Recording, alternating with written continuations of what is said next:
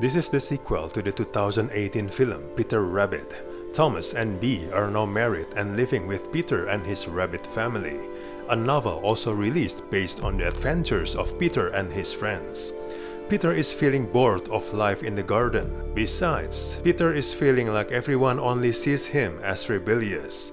So when Bea and Thomas decide to go on a trip, Peter sees this as an opportunity to go on the run. Peter goes to the big city where he meets shady characters and ends up creating chaos for the whole family.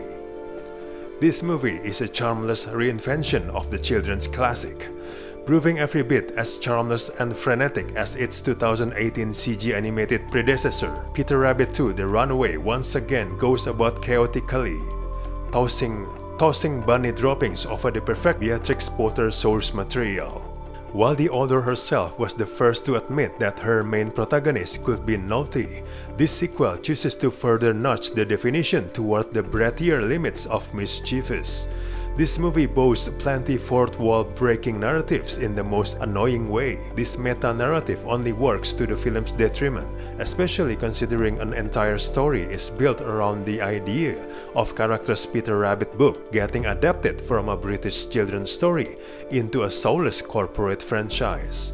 So much about this movie has been minted from a stock standard template that it could tell any character's tale. The perky song cues, hyperactive pace, sassy attitude, and overplayed jokes all owing far more to the current family-friendly filmmaking format than they do to the original material. The crew and the cast cannot bolster a movie that never manages what the Paddington films do so well.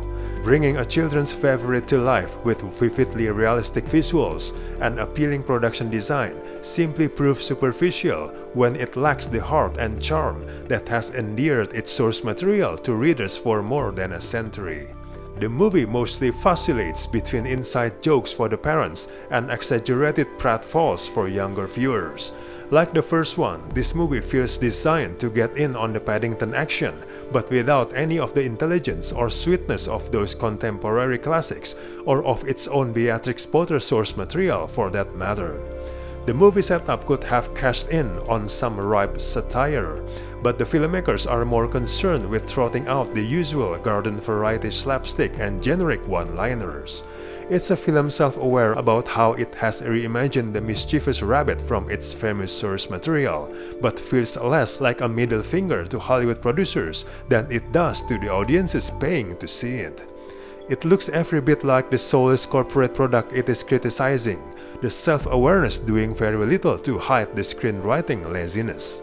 At one point, a character cracks wise about the books being adapted into a film by a Hollywood director who doesn't understand the material, punctuated by a painfully unfunny shot of another character staring blankly at the audience.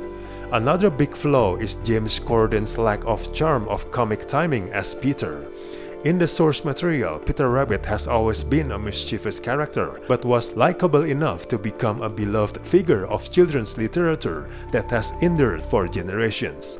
Those qualities are not the same for Corden, and although this big screen franchise does try to adapt Peter Rabbit so it's a better fit for his comic persona, his reimagining as an egotistical, consistently wisecracking character proves less than endearing.